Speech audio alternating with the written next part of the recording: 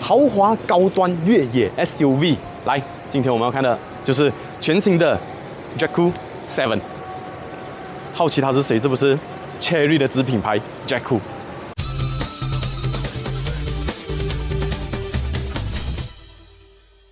有几件蛮奇妙的事情哈，就是我们都知道 Chery 刚刚重新回来马来西亚嘛，好像 Omoda 5跟 Tiggo 8都卖得不错嘛，非常火速的，他们又决定拿了他们的子品牌 Jakku 进来马来西亚，而且很特别的一点哈，就是他们说这辆车子就是 Jakku 系列，不管是 Jakku 7或者网络上大家看到的 Jakku 8，简称为 J7、J8啦。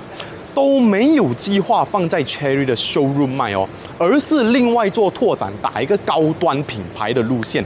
就你可以想象，就是我们常常熟悉这个高端品牌，就是 Toyota、Lexus、Nissan、Infiniti 这样子的一个定位啦，就是打一个不同的路线，更高端、不一样的市场。所以他们计划在马来西亚开几间 showroom， 目前没有明确说，但是我其实觉得蛮有趣的，就是目前大家车型都还不多嘛，又要再拓展，然后再做销售这件事，非常有勇气，非常有魄力，对自己的产品非常有信心哈。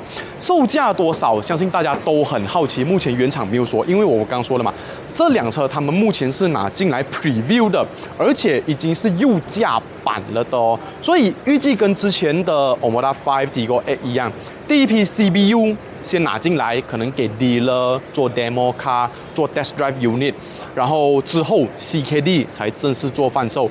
我们猜测这辆车可能走的路线就是售价预计会在160千到170千上下。你需要知道几件事情。首先，第一件事，它打一个比较高端的市场，可能有在把空间再拉大一点点。它想要打的是目前马来西亚的 C segment market。你所熟悉的 CR-V、X-Trail、CX-5， 甚至我自己驾着的这个 Forester， 都是它的直接竞争对手。那它的优势有什么呢？首先，第一点我们说的嘛，它强调品牌走高端路线。你看它从造型上，就可以看出一个比较这个面孔，我应该叫它 Land Rover 吗？有点 Land Rover 的风格哈，高端路线。第二点也是 Land Rover 的 Off-road 的路线，就是有高端有越野，所以它的定位是一个跟 Chery 不一样。Chery 就是一个平民普通的市售家用车，但是这辆又要高端又要越野，很明显就是要做一个亲民版的 Land Rover 了。Land Rover 品牌光环这么大，我可以用160、170甚至200千买到一辆 Land Rover。是不是何乐而不为呢？它采用的引擎比 Omoda 5来的稍微大一点点，它采用的是1.6公升的直列4缸涡轮增压气引擎，输出的马力194匹，扭力峰值290牛顿米，搭配的是一个7速的双离合变速箱，据说0到100的加速8秒内可以完成，而且最重要的是它还有智能的全时4轮系统，所以到时表现如何，其实我也蛮期待的，有机会我们可以试试看。那其余的配置方面呢，大家看这个外观有什么想法？其实当去年头我在中国看到这辆车的时候，我就觉得，整个造型、整个风格、路线与设计都很有它的侵略感。侵略感、科技感、运动化还是高科技，我觉得它都有呈现出来，就很帅气。然后颗粒状非常高科技的这个头灯双头灯设计。上面是日行灯跟 signal 下面是主灯，然后在下面还有雾灯跟这个侧向辅助灯之类的，所以它整个设计都是非常帅气的。前面有镜头，有短波雷达，所以它有完整的 ADAS 进阶式安全配备，这是肯定有的嘛。第二个就是这个镜头，我们常常说这个是360环景显示系统嘛，但是今天它不叫自己360，它叫自己是540环景显示。什么是540？是不是加了2颗镜头、3颗镜头？没有，其实它还是4颗，前后左右4颗镜头，但是它用 software 的方式把画面整合起来，做一个记忆功能，就表示说什么？你在前进的时候，你打开这个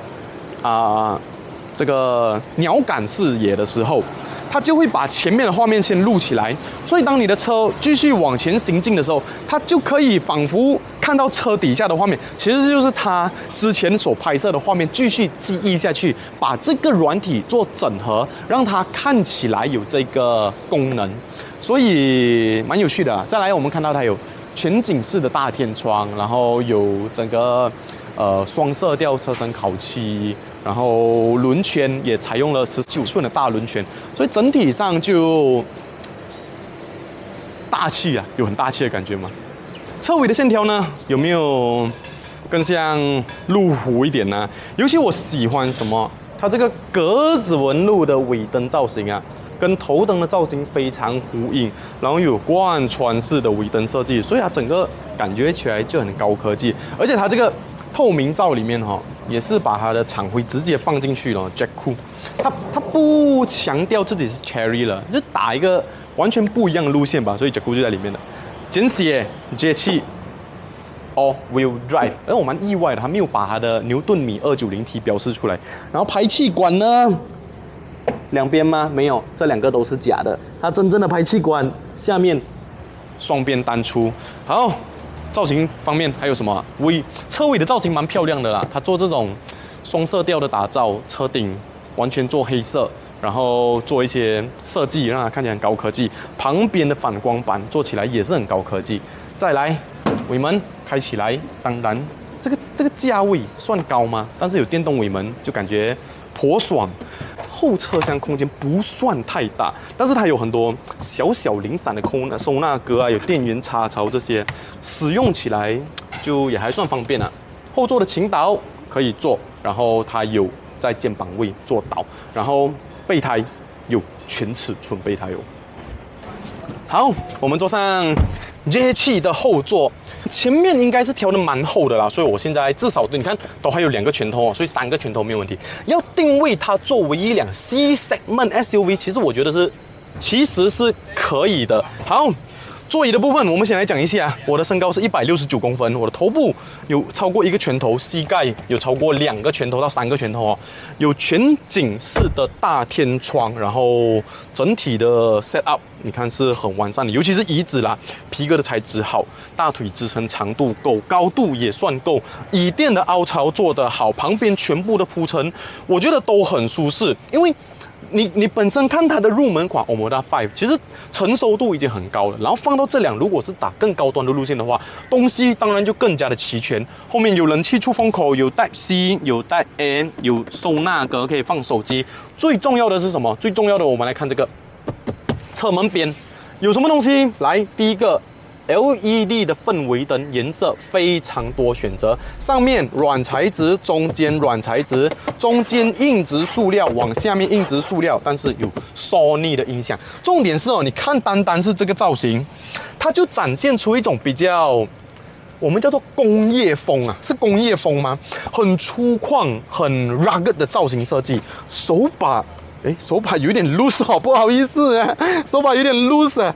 然后，但是整个视觉感跟握感风格是非常强烈的，还有外露的铆钉，哇，这个看起来就爽感有啊，就那种很 man 的感觉，有没有？啊，中间打开来，简单的靠手，2个置备架，椅垫它可以做倾倒嘛，角度调整。也可以做些许的角度调整，然后还有什么？副座有 boss switch， 所以你在这边你就可以调副座的前后跟倾斜，整体的感觉是不错的，整体感觉真的不错的。前面如何呢？走，我们去看前面。好，我们坐上 Jackoo 7的驾驶舱，来先讲前面2张座椅，包覆感好，肩膀支撑感好，大腿长度有，然后全电动的调整，这些都是肯定的东西。椅子啦，整体的感觉哇，真的很棒，真的很棒。这些现在中国车的这个用料跟功能性啊，真的是无话可说的。驾驶盘手动前后上下可以做调整。好，我们来讲它的内饰的部分，材料软材质，有点皮革哦，然后这里也是一些特别的这种科技格纹设计纹路，然后钢琴烤漆啊这些设计都蛮尽善尽美的。那重点是什么？重点第一个非常大的中控荧幕。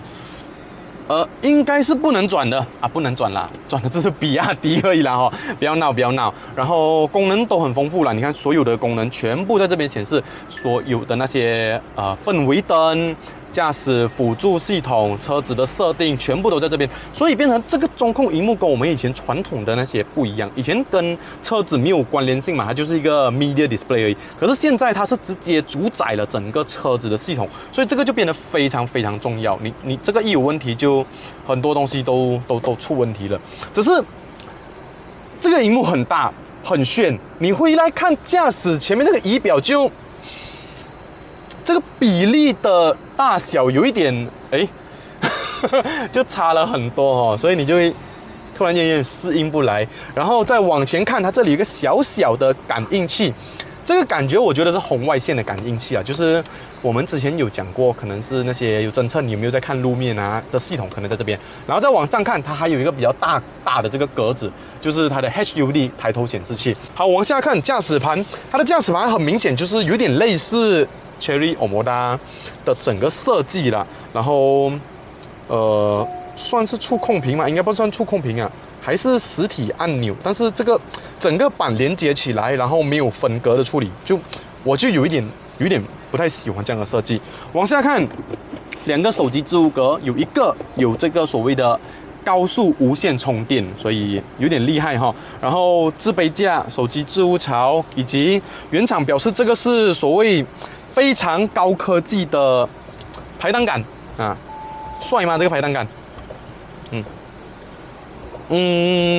造型帅，手感有一点 loose OK， 对，要时间去适应。然后下面旋钮可以做这些驾驶模式的调整，画面非常美，但是它没有就是非常 fancy 的那种动画了，但是是可以接受的，因为整个 resolution 有在，你看到那个图片，车子是非常漂亮的啊，这点看起来就赏心悦目嘛，是不是？虽然它没有动画，但是图片啊质感好。然后再往后看，这里有收纳格，空间非常大，然后里面有空调可以打开，整体的这些纹路啦，铺陈的手感跟质感的视觉效果整体都不错。然后旁边竟然还有打包挂钩，这个都很贴心。